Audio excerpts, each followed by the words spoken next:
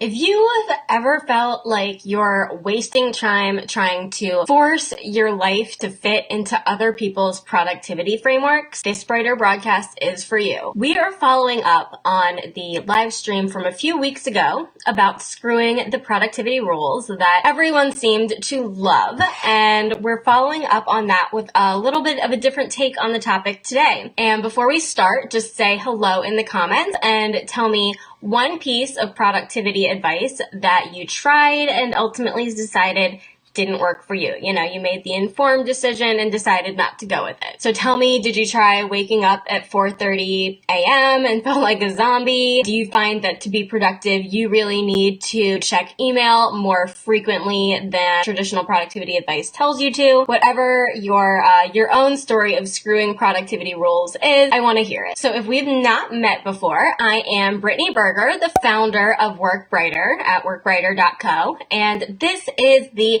Brighter broadcast, your 10-minute-ish tip to work brighter and live smarter this week. So today we're talking about how most rules are not meant for you in the first place. And this is something that if you think about it, you know, it's not hard to realize, and it's something that I feel like a lot of us instinctively know, but need the reminder of. And I figured if talking about this stuff is my life and I still need the reminder pretty frequently, I'm assuming you can probably use the reminder too.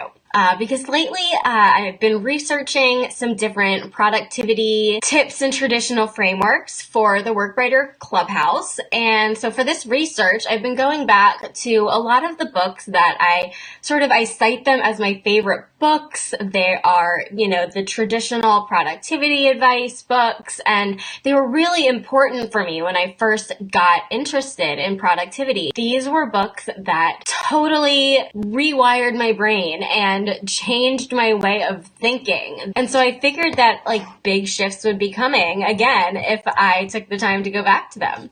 But when I did go back to them, I felt that overall, they felt really, really irrelevant. And so far this year has been a combination of revisiting this old advice and then also making a huge effort to expand my learning. And that was really what I needed to get me through some of the stuff that I'm struggling with right now, with imposter syndrome, with feeling like enough, and just all of that fun stuff that's depressing as hell to talk about, so we're not going to. And we're talking about that because based on this productivity whole series and what I hear from you in the comments, like every week, you need to hear it too. And so I just want to remind you that most productivity advice is not made for you in the first place, and that is why you struggle to follow it. Because if you're trying to force your whole life to fit these other people's frameworks, that's adding so much work on top of the work that it's promising to help you with. So when something that originally promises to make your work easier, make you more productive, actually creates a lot more work and life adjustments for you, it's just like canceling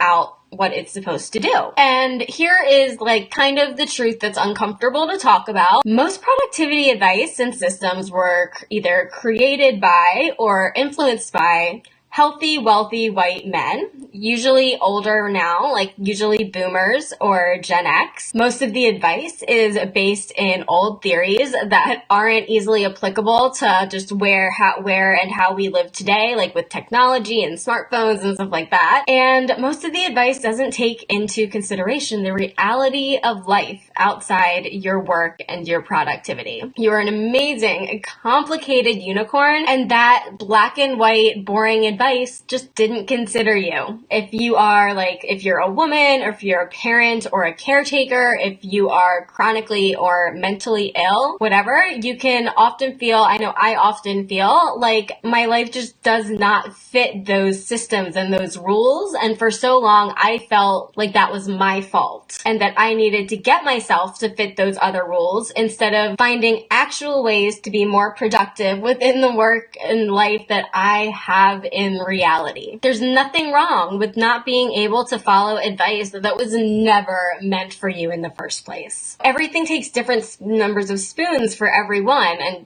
so when your body is dealing and fighting a physical or mental illness every single day, and it is using tons of spoons just to exist, or just fighting the anxiety or depression or other mental illness inside your head. And it's using all of that energy, that is energy that you don't have, for productivity and traditional energy management and life hacking and productivity hacking. Because a lot of that advice was made for someone with more spoons than you. And that's just the fact of the matter. That's not a good thing or a bad thing. That just means don't follow advice that wasn't meant for you, and seek out advice that does come from a place of knowing what you have going on. So I have had tons of doctors and therapists remind me of this and explain this to me back when I was first dealing with adjusting to chronic illness, and I had a really hard time understanding that what I was going through, and why I used to be able to work 8 hours and be fine. Why can't I work 8 hours now? And I just didn't understand that my body is different. It is using so much energy for all these hidden things that I can't really see or notice, but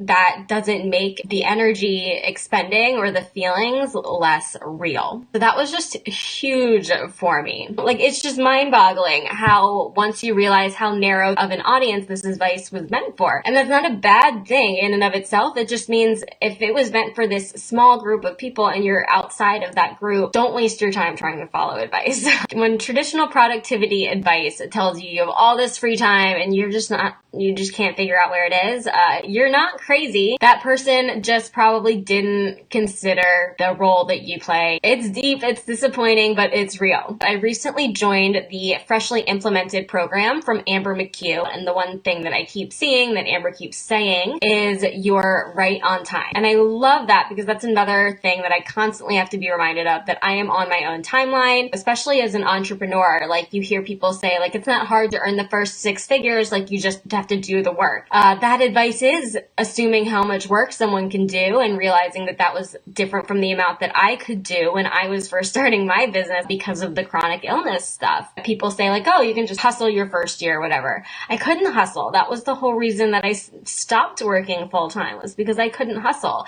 And so it was always really hard for me, especially in that first year, to remember that I am on my own timeline. Everyone's on their own timeline. We are all living our own lives. That requires our own frameworks, our own productivity techniques and systems and routines, our own morning routines, our own evening routines, all of it. Productivity is personal. That's one of the WorkBrighter values. I'm not going to tell you which frameworks to use whenever you ask me for advice. I am going to help you build your own, because I do believe in the importance of routines and habits and consistency and frameworks and systems. I think I already said systems, but systems are everything. But it's all about creating your own and not following other people's, because productivity is personal. And that's all that I have to say today. Once again, comment at any time and I will get back to you. And I really would love to hear how you feel about all of this following other people's frameworks and advice stuff when it comes to